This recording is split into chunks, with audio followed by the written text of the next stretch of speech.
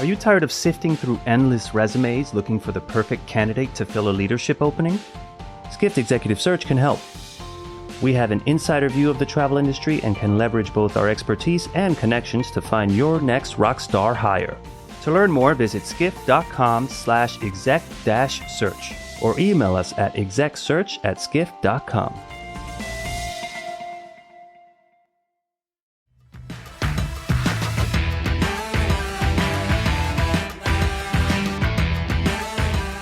Hello, and welcome back to the Skift Travel Podcast. I am Seth Borkos, head of Skift Research. I'm doing the introduction today, and I'm joined, as always, by my co-host, Sarah. Say hello, Sarah. Seth. And so I'm doing the introduction today because we're going to talk about a Skift research report, and not just any report, actually our biggest report of our year, the State of Travel 2024. It's a beast. It's 400 plus charts. It includes Skift research data, third-party data, lots and lots of trends, sectors, consumer insights. Pretty much we've tried to cover the entire gamut of anything you might want to know about the travel industry. This is a big report, and so we're going to actually break it down into a couple of sections. Today, we're going to talk about the state of travel, specifically as it pertains to the hotel and online travel industries. And for that, we're joined by two very special, very smart guests. We've got, from my team, Pranavi Agarwal, senior research analyst, and we've got Sean O'Neill, our hospitality editor. Thanks for joining us. Thanks for having us, Seth. And Sarah. Yeah, well, and Sarah, of course. Sarah's really the one hosting us all. So look, before we jump too far into this conversation, if you've been a longtime listener of the Travel Podcast, you're enjoying it, don't forget to like, subscribe, rate, follow. You know the drill. We want to get that feedback from you. And of course, if you have questions you want us to answer, you can reach us, email us at podcast@skift.com. So without too much further ado, First, I just have to ask, like Seth said, this thing is a beast. It's amazing. It's awesome. So I'm very curious for our listeners and our readers. I am just, mind blown. I want to know how you go about putting something like this together. How long did it take? Give our listeners a little bit of inside information into how the sausage is made for a report like this. Yeah, well, yeah. I mean, there's definitely a lot of sausage being made. I mean, it starts honestly months in advance. What we do is this is kind of a recap report. What we're doing is looking at what we see as the big trends, and we're trying to cover as many different things as possible. So rather than have like a single narrative or a single through line like a typical report does, what we do is we're sort of collectors. We collect all of our favorite charts and ideas and images and graphics and research reports, both from ourselves, but also from third parties and many other smart analysts and consultants out there. And we bring them together and then we divide it up by team. So we have different analysts who cover different areas. So, our analyst who's been on this show before, Robin, covers a lot of our sustainability. He obviously did that section. Pranavi did our hotels section. And so we have different sections and we structure it. We have different parts. We have like a big picture part, the economic landscape, the state of broad tourism. And we've got a trends section, consumer trends, business trends, AI trends. And then we've got sector by sector where we say what's happening in hotels, what's happening in airlines, what's happening in car rentals. And so, it's kind of you gotta eat it. You gotta go piece by piece. You gotta break it down into smaller pieces. A little bit of divide and conquer. Yeah, absolutely.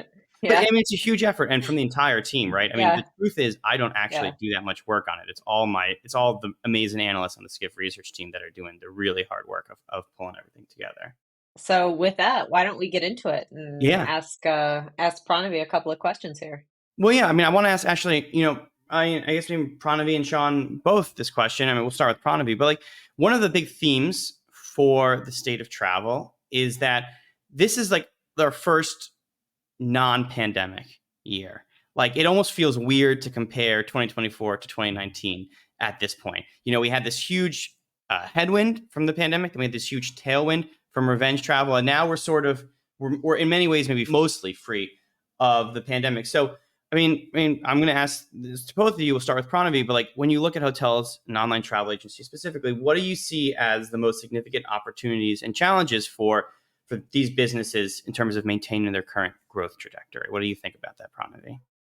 Yeah, like you said, it's an uncertain period because we have no way of kind of gauging. There's no recovery left, so it's not as straightforward as it has been to kind of model the outlook. But I guess the challenges really that I see comes from staying relevant. I think we've seen that post pandemic, there's a lot more competition. There are new entrants. It's become a lot easier to price shop, find new players, and kind of the legacy players, they're finding it more difficult to maintain their market share. So I think staying relevant and listening to consumers and trying to understand how consumer behavior has changed, I think that is more important than it ever has been. And I think we have to see that those legacy players have to evolve their business models in order to stay relevant. And Sean, can I ask you if you have any similar thoughts on where you see the challenges and opportunities today? Yeah. First of all, I echo what Sarah said. Like, it's just the report is just incredible. And one of the things, it reminds me of those, Sarah, you remember the Mary Meeker kind of big internet dump? Yes. Absolutely. And it's just so valuable how, for me, my first instinct is I'm so siloed. I think in hotels because that's what I cover. And I think heavily about the major hotel groups like the Marriotts and Hiltons of the world. But what's great about this report is you really have to look at the whole perspective. Like, a lot of it is a bit of a shell game of where's the money going, the margin maybe moving around from online travel, maybe going from Google or from Expedia or Airbnb or into the hotel groups or the independents versus the branded. And so looking through the charts, I encourage everyone who's listening to this to really try to look beyond whatever maybe your segment that you most care about. In terms of opportunities and challenges for the hotel sector, when I look through this, they've had great margin expansion. I think that's one thing that, Pranavi called out in her slide. The major hotel groups have seen double-digit growth in both top line and bottom line since 2019. And so that has, and they believe they have a continued opportunity for doing that. And one of the things is they have a supply-demand advantage. Last year, the amount of hotel supply only increased by about half a percentage point in the US, whereas the 30-year average is about 2.5% a year. So that means there's just not a lot of hotels coming online the way they ordinarily should, but you've got a lot of demand. You still have a lot of people wanting to stay and book. So that is going to help support hotel pricing for some time to come.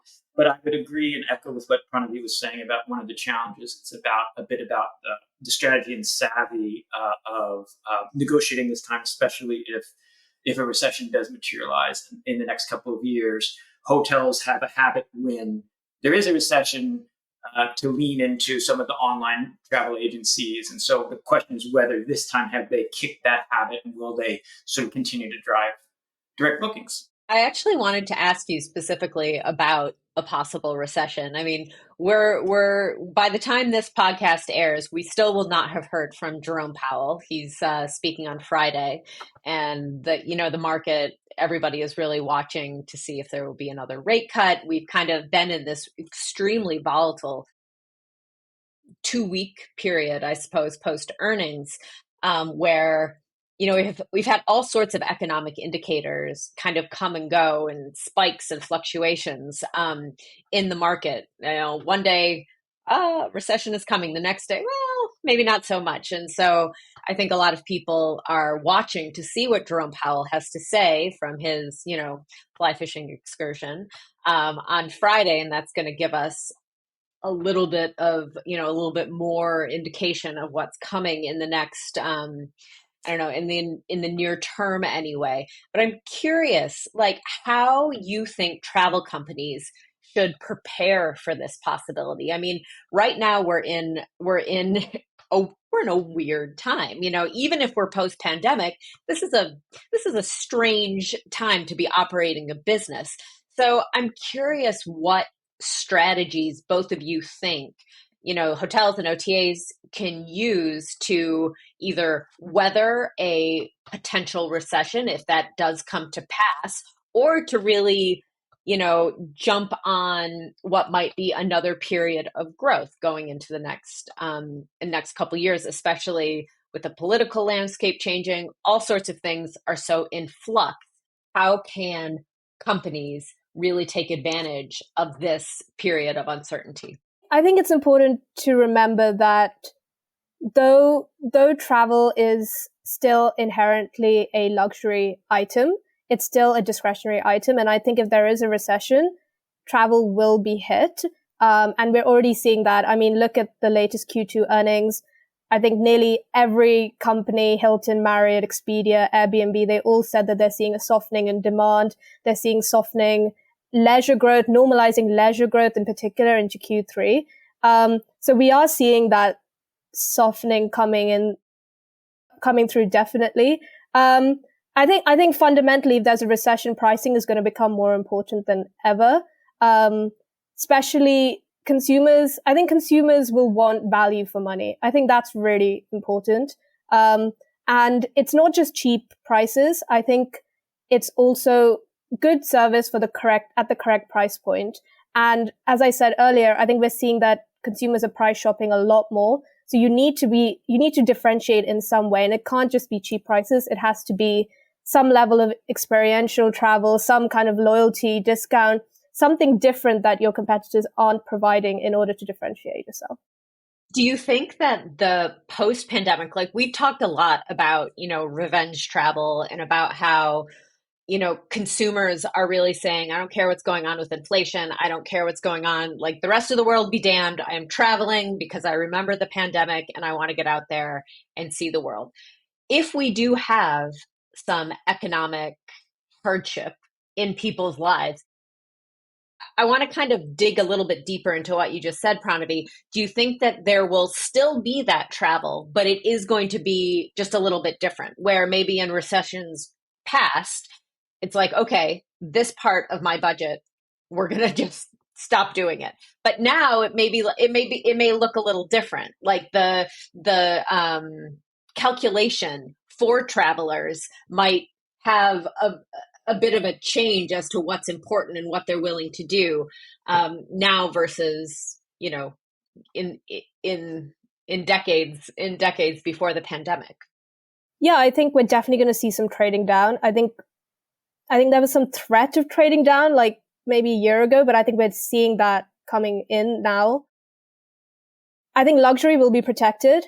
If you're already shopping in the luxury bucket, you don't care about a recession. You're still going to continue shopping for those luxury trips. But if you are in the chain scale down or 2 chain scales down, you might see trading down to more mid-scale. And I think we're seeing that in the data that mid-scale is doing really, really well because we are seeing that trading down, whilst economy not so well because those people who are really struggling, and even though they would really love to travel but can't, those kind of hotels are struggling. So mid-scale is really coming out as the winner here. Are you seeing the same, Sean? Yeah, I would echo that. I mean, Skift did a report earlier this year about the wealth gap that's emerging, and so the companies that are catering to people in like the upper quarter of income are they're feeling still very good about their finances overall, and so they're continuing to spend, and they are not trading down. To Pranavi's point, and so I guess if we did enter into recession, while it's discretionary spending, I think people who are well off, if you have a product that lends itself to sort of premium and luxury, I think you should try to hold the line on pricing. That would be my advice to the companies. Try to keep your pricing power on rate because there is some sign now. The executives, they speak about this anecdotally, the hotel group executives, but the ones that do have premium and luxury products, they claim they don't see so much cutting back, that there has been a change. To your point, Sarah, over the past 5 years, there is some ring fencing of travel as still today, even though we are coming out of the pandemic sometime. There's been a reevaluation that travel is just very important to people. And so for the people who have the disposable, who are in the premium or luxury, they're willing to sort of protect that. Maybe they'll cut back on some other spending instead in their discretionary budget. So one of the things that I think we've seen is to your exact point, Sean, that out of all of the chain scales, luxury has probably done the best job maintaining its pricing power. Pranavi was just calling out some trading down towards mid-scale, whereas economy is so low that it just drops off entirely. That leaves this question of what happens in the upscale and upper upscale. I gotta love the way that these chain scales are named, upscale and upper upscale. That was traditionally the reserve of the business travel. right? The upper upscale and upscale hotel. That was the classic quintessential consultant hotel. I mean, Sean, you actually just did a feature on like the state of the corporate travel and the business travel. We've been talking a lot about the leisure traveler and what happens in a recession. I've heard that, I've had people tell me that business travel is actually in many cases the earliest lead-in indicator of recession. What are your thoughts on business travel when it comes to hotels? Yeah. So for the corporate and the consultants, they're broadly speaking not back to where they were at 2019 levels. And yes, business travel in general tends to be the canary in the coal mine about a recession, because an easy thing for businesses to cut back on when they're uncertain about what's going to happen in the future is to cut back on the travel and expenses. But the good news is that the major hotel groups in the most recent earnings, when they're looking at their forward bookings for the fourth quarter of this year, they say they've seen no slowdown. That in business travel in particular, both whether you break it out as small and medium-sized businesses, or you're talking about the large corporates or group conventions and businesses, everything they said it is continuing to show a compounded growth for the major hotel groups. So that gives me some optimism. We are in this weird time where it's hard to evaluate the data. I mean, this week they say they had to revise. It turns out there were 600,000 fewer jobs created in the U.S. than they thought. Like the biggest miscalculation in 15 years. Like it's very hard for the Jerome Powells to know, and the Christmas Setties at Hilton's to know how to predict when the data is so variable. But I think. Right now, the hotel executives continue to be optimistic. So, like maybe the canary, maybe not. Well, the canaries don't sing. I guess they do something else. But like, I think maybe the canary is still there, but it's not as reliable indicator as it once was. But the business travel is not necessarily screaming recession. Yeah, I would agree with that. Also, well, we're talking about kind of leisure, business, bigger categories and buckets. What's going on with Gen Z? What's is Gen Z all it's cracked up to be? Do they have a lot of spending power just yet? And what are they doing in terms of these dynamics between both hotels, but also how they book hotels? I'm going to throw this one to you first, Pranavi, but it will be the same question to you as well, Sean. Yeah, I think what we saw kind of through COVID is that travel has risen up that hierarchy of needs for a lot of people, but particularly for Gen Zs. And I think even if there is a recession, I think travel will be perhaps a little bit more protected, kind of counterintuitively, than it would be for kind of other age groups, because it's moved up in that hierarchy of needs. So even though you might not be able to afford it, you're going to try your hardest to go. And yeah, you might trade down, you might do a different kind of trip than you would. But I think it's actually very interesting that travel is protected. And kind of coming back to what I was saying earlier, I think experiential travel is really important for Gen Z. And, this trend that we've seen of experiences over things is really led by Gen Zs. So I think there's some hope that Gen Zs can kind of will still continue traveling. The youth are our future. Yeah, exactly. That's what I was going to say too. As Sean, a Gen Zer, I definitely want to keep traveling. Yeah. What do you think, Sean? Yeah, I mean, so Delta Airlines executive, recently said, they very much care about Gen Z and millennial travelers, and the idea is to try to hook them earlier, as they're still very sort of willing to. The perception is that efforts at trying to cement a brand identity, you have your best option in the early stage of a customer life cycle. When people get to say that, over age 60 or something, they can sometimes be, fixed in what their perceptions are of brands. So it's an opportunity for grab. Get Your Guide, which is a tours and activities experiences supplier.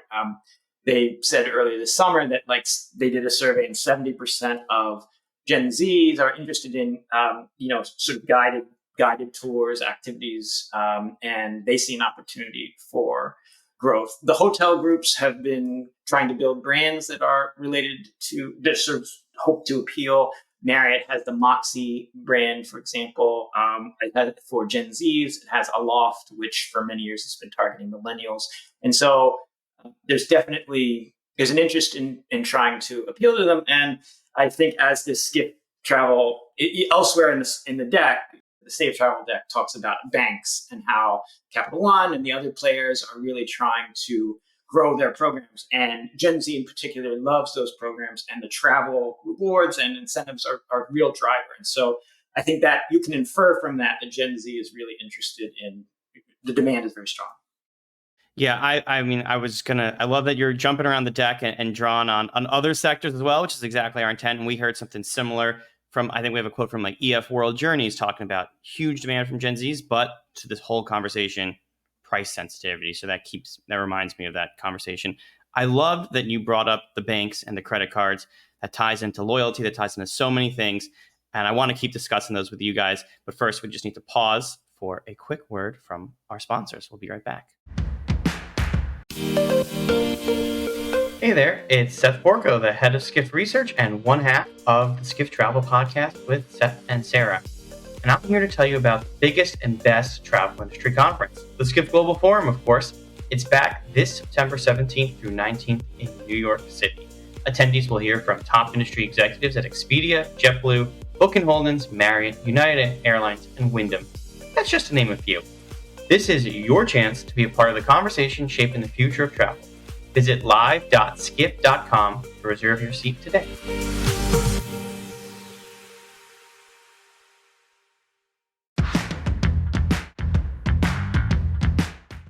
Welcome back to the Skift Travel Podcast with Seth and Sarah. We are still joined by Pranavi and Sean. We are still discussing the state of travel for hotels and online travel agencies. And we had just mentioned right before the break the importance of credit card companies and these credit card platforms to Gen Zs. Now, this is such a huge topic. We need to dive right back into it as we come back from the break.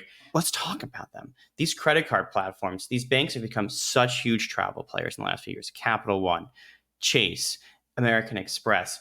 I'm gonna start by throwing this to you, Sean, but I want you both to jump into this question. How are we seeing these travel loyalty credit card platforms shift in the state of hotels in 2024? I was at a travel industry conference, the NYU Hospitality Conference, and the chief financial officer of Marriott, Leanie Oberg, was asked, like, what keeps you awake at night? And she said, the rise of these banks, these non-traditional online travel players and the financial banks. And so on the one hand, it is a plus because you now have more competition. In theory, there's more places for the hotel groups to try to get third-party distribution. So that could help add for some competition on rates. On the other side, the banks are building up their own sort of competitive loyalty networks and are sort of controlling. They're fighting to own the customer. That the Marriott Bonvoy loyalty programs and Hilton Honors programs are trying to separately get in touch with, because data is so important as a scale game. And so that I think that's sort of one of the drivers of interest in this space.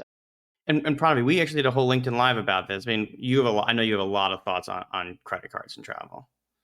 Yeah, I think it's really a dark horse. They've really sneaked up on us. I mean, Chase, in their investor presentation last year, they said one in four leisure travel dollars is spent on Chase cards.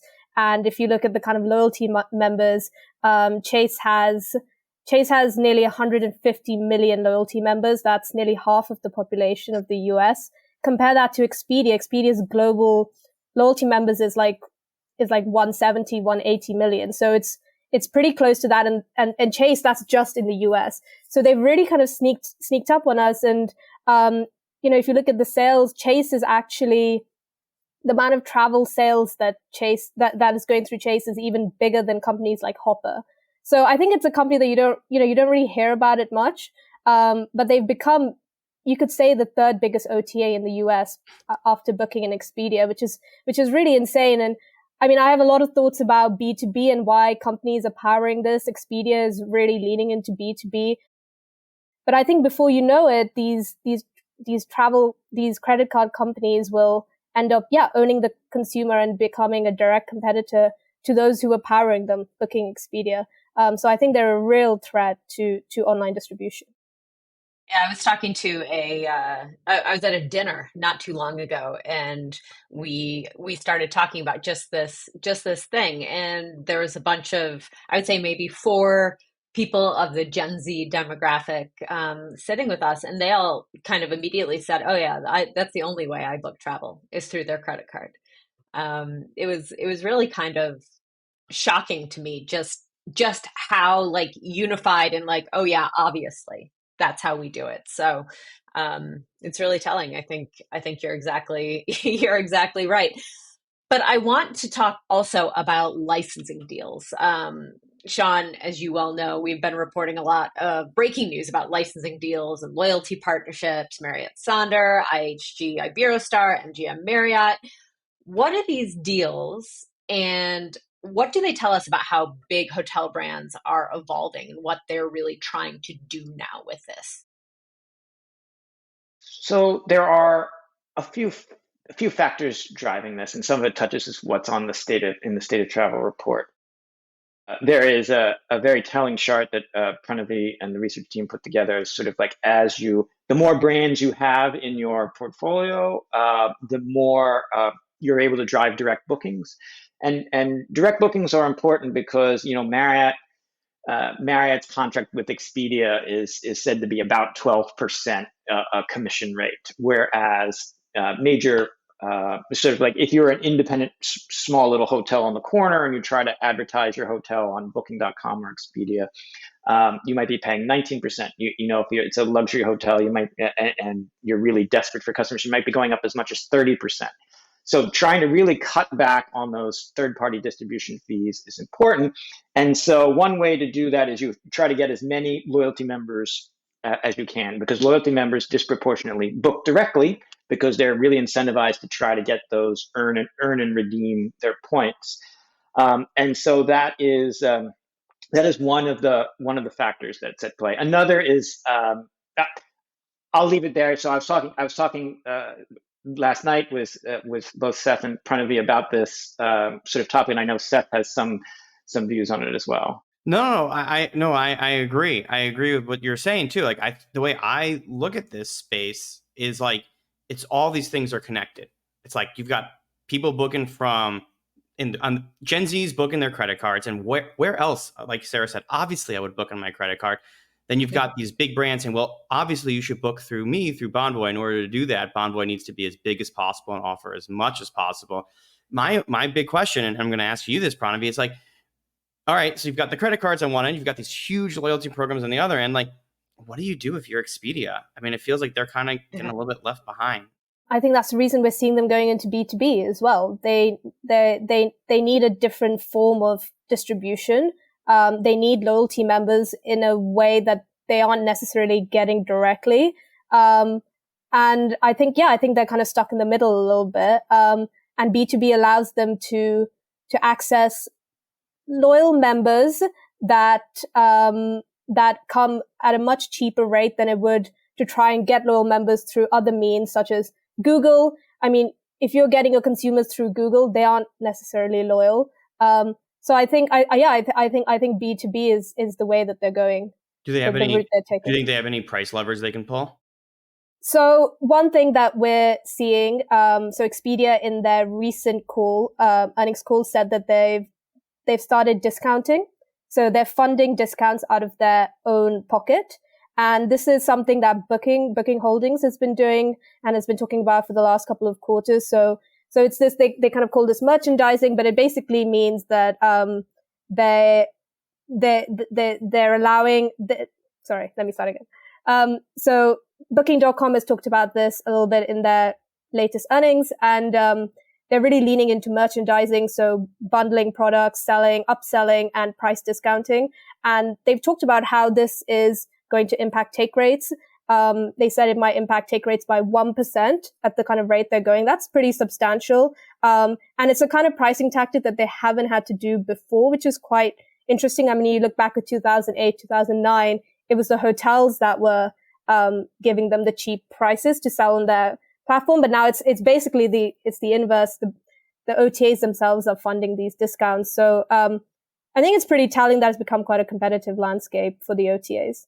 I think that takes us kind of full circle back to our conversation at the top where we started talking about hotel pricing power. And, if the hotels are holding the line on pricing power, then maybe the OTAs are the positions of strength have switched such that the hotels are holding the line on pricing power and the OTAs are discounting to drive volume. It's an interesting dynamic.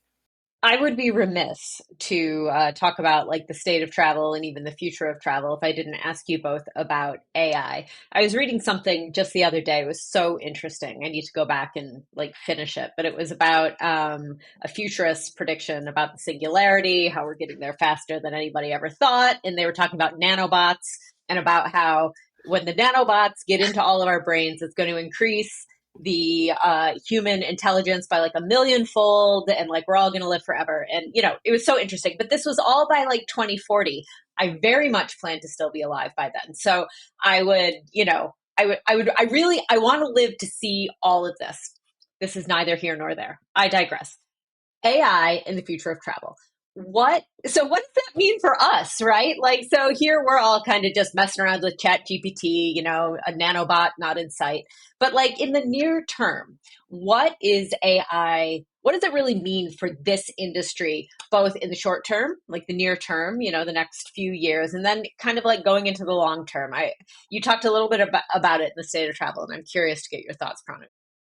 Well, I think the AI piece, it ties in to all of this conversation that we're having because, look, I mean, Sarah, we had the whole podcast. Go check it out if you're listening about Data and AI Summit. About good AI needs good data, right? Data, yeah. There you go. We did talk about all data. about that, yeah. And so I think this ties in, like, as we think about these competitive dynamics. So it's like, we just said, and now we just talking about Pranavi, that maybe the OTAs find themselves in a bit of a weaker position. I think there's a chance this could be like the killer app to put the OTAs back in the driver's seat because they do have by far the most data. No matter how big no matter how big the hotels get, they still only sell, for the most part, this is changing, but they still primarily sell hotels. The OTAs sell many different travel products, that quote unquote connected trip. Maybe the banks have some information, but I think there's a lot of security and privacy rules around banks and what they can use. And so as we think about the future where the nanobot delivers you your favorite drink to your hotel when you check in, of course, which we're heading towards, right, Sarah? And yeah, I think the platforms that have the broadest, deepest data are best positioned to win. And AI is one of those pro-incumbent technologies. I don't know if it will be quite as it's hard to build a data model. It's hard to build a language model. It's hard to build an AI model. I think it's inherently biased towards the larger, bigger scaled consolidated companies.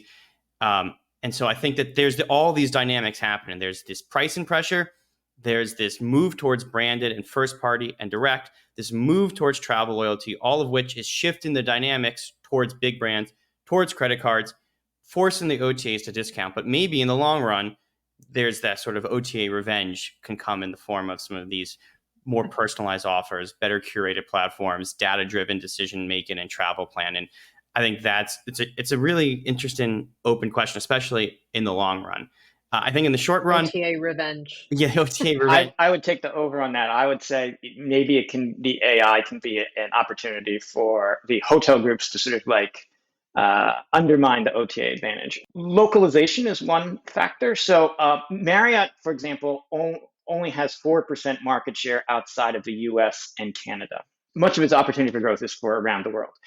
And one of the reasons the online travel agents have traditionally been so important for the Marriotts of the world is that they know how to, at scale, create, in Hindi, pages that describe your hotel, or to create marketing campaigns that work for specialized languages in Norway or in other countries of the world. What happened is, AI has enabled Google to add 100 languages to its Google Translate in the past 6 months. It's just able to suddenly do that very cheaply. It would enable hotel companies to sort of do a lot of that localization, both in personalized marketing and how they target, without necessarily needing to lean into the online travel agencies anymore. Now, the Marriotts and Hiltons of the world are still big players. I think you do definitely need to have some scale, but it may. I think this is it's a jump ball in the air, to use a basketball metaphor. I'm not entirely sure which way it might go. Yeah. And I like the point too. I mean, the bigger point, which our CEO likes to talk about, what Rafat likes to talk about, is that like we are so close to that dream of like instant translation. And that potentially unlocks a huge new wave of travel just across the board, right? Like all of a sudden you get millions, tens of millions of new travelers who can go to a destination that they were previously intimidated by or felt closed off from them. It's a fascinating. I mean, the translation capabilities are huge, and that would be certainly a rising tide. I think one of the things that, unfortunately, is maybe a slightly bigger trend is like it gets tougher and tougher for independents. Whether you think the jump ball goes to the OTA or the jump ball goes to the Marriotts and the Hiltons of the world, hopefully we're wrong, or not hopefully, but maybe we're wrong. The one optimistic factor from the State of Travel report, which really shocked me, was Google has doubled in the past couple of years the number of hotels that are going through its channel. I mean, what they did after the pandemic was they made posting links free, whereas they used to charged.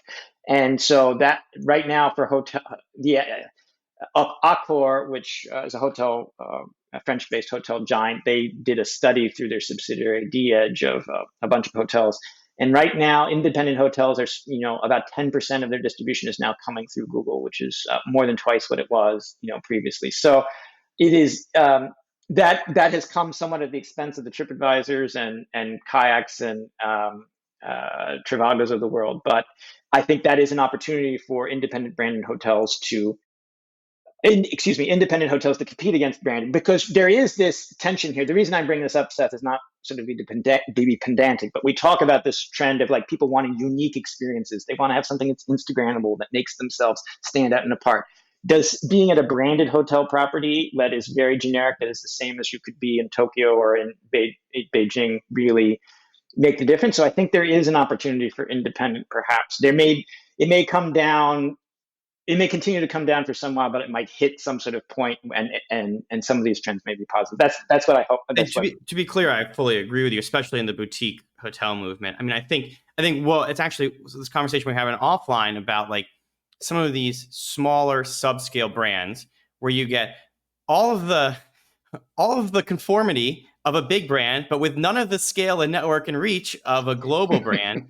Are really struggling, right? And people want, if I'm going to go big, if I'm going to go Marriott, at least I'll go Marriott and I'll go everywhere. And if I'm going to go small, I want the Ace, the Standard, the whatever. But there is a middle ground of these, I'm not going to name specific names, but of some of these brands where it's like, where you've just got just enough properties to not have that personal touch, but not enough scale to really go anywhere. We won't name any names. So I am curious, Sean and Pranavi, we've all read The State of Travel. Given like the change in consumer behaviors, I just kind of, and Seth, you too, because you were a big contributor to this. What was the biggest surprise? What surprised you the most when putting together The State of Travel? What did you find, or what did you read? What did you see that you're just like, I didn't expect that? I guess, yeah, I'll kick it off. I think just generally, for State of Travel, but generally, I think I'm kind of surprised by how much consumers have taken control, that they've really become a much more important stakeholder in the travel industry in a way that that wasn't the case kind of pre-COVID. And I think because travel in itself has become more important for consumers, that stake is higher for people selling travel to consumers itself, to consumers as well. So I think the game has just been raised quite a fair bit versus pre-COVID for those selling travel to consumers. Yeah, I love what Pranavi said. I wouldn't add too much more onto it. I think I'm continuously surprised by, how strong the demand seems to be. It's not the topic of this conversation, but I got to do the cruise section and to listen to the cruise line speak. There is no stopping it. And granted, not everyone agrees, but I think that Pranavi's spot on. Like, the consumers are in control. They're very sophisticated. They want to travel, and they're going to hold you to high expectations. And it's increasingly difficult to hide behind these kind of jargony, industry, pass the buck excuses. I think that's a great one. For me, there was a slide about tours and activities and experiences sector, and it talks about the revenue growth. And if you adjust it for inflation, spending on experiences is just travel experiences is just about the same as what it was in 2019. And I would have expected at this point it would be significantly higher. And I think there's a sort of a story within a story of that. I think the Get Your Guides of the world have taken a lot of share, whether it's away from some of their competitors or whether it's from the walk-up business or the local kiosk in the center of a European town. But I feel like the travel experiences story has had maybe it's complicated. I'm very interested, but I know at Skift Global Forum there's going to be a presentation that Skift Research and McKinsey is going to do about experiences. So I'm eager to sort of find out about the trend. But that was what I was most surprised by. I'm curious. I'm curious to hear from all of you, just to go on experiences. Have any of you ever booked in your personal travel experiences, like a organized experience kind of adventure or trip? I have not, and I don't know anybody who's ever done so either. And so, like, this is back to your point, Sean. We hear about it all the time, and we continue to hear about it all the time. I don't really know anybody who's ever done it, and I haven't ever done it. So I'm curious, have you guys? I feel like I'm an anomaly because I was always sort of like an internet, early adopter or something. So like a week ago, I was in Seattle. I booked online ahead of time a little tour of the cruise ship through the locks with some friends, or if you in terms of like a hiking trip in Peru through an Intrepid Travel tours group. So depending on how you define online walking tours, when I go to booking online for a walking tour in a city or something, or like a museum, or I definitely have done that, but I agree that when I talk with all of my friends, Sarah, I completely agree with you. I'm just struck by how I never hear it. Yeah, I guess I do book online, but it's always in destination. Maybe that's because I'm a bad planner, but it'll always be, I'll be in destination and I'll see an advert for something. It might even be from a Get Your Guide or a Viator.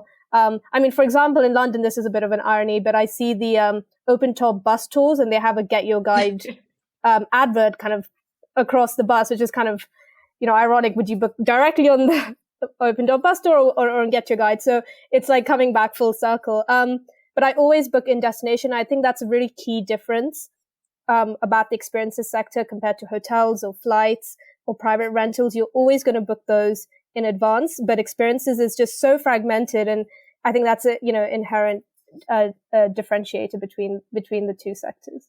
All right. Well, I don't know what this says about me, but I do, and I have booked these experiences online in advance. So I did a trip to Bangkok with my family. I went on Viator. I looked for a bike tour, and I found one, and it was actually a very great experience. I think the booking experience took a lot of curation, and when we were in India for the Skift India Summit, I used with locals. And I did book that in destination, though. But that was a great example where I was short on time. It was a business trip. I didn't have a lot of leisure time. I was in a brand new country where I loved India, but I don't think it's insulting to say it's a little chaotic. I think that's part of the Delhi experience. And I wanted a guide, and I want a local guide. So with locals was in the name. So I have booked these sort of experiences before. I think it's growing. I think it's the curation is the key. Yeah, I'm with Pranavi. I always do it when I'm there. Like usually for me, I'm a big beach goer, and so it's usually just going to the local dive shop, and being like, "When is your next trip out?" And we'll get on that. But I don't do it ahead of time. I like to walk around and kind of. Yeah, well, hopefully, not hopefully, but these we'll see. These platforms are trying to create anxiety. And that's what we've seen in the hotel world and the airline world, is that people get anxious. They're going to miss their flight or miss their room, or the prices are going to change. And for now, the dive shop's, fun, chill guy, but maybe. Well, I think it depends what the experience is. And we're actually seeing that. So if you want to go to the Colosseum, tickets for that will sell out weeks, months in advance. So you might actually plan a trip to Rome based on when you can get tickets to the Colosseum. So we're actually seeing that, experiential led travel, it's really, really dominating where you travel and why you travel. But it really depends on what kind of experience it is. But I think it's fascinating that you would book a trip to Rome purely because there's one single slot available for that ticket and you're going to book a whole trip around that. Well, and then there's a viral TikTok element to it too, where I've seen a couple of videos now of like this great cat cafe in Japan. You need to go to the pig cafe or whatever. Book it now, and then they only have so many slots a day. And someone's like, my trip to Japan is not complete unless I've had a coffee with a pig. And then they got to book it and they got to be there. And that's I don't know, experiential. I suppose that is experiential travel as well.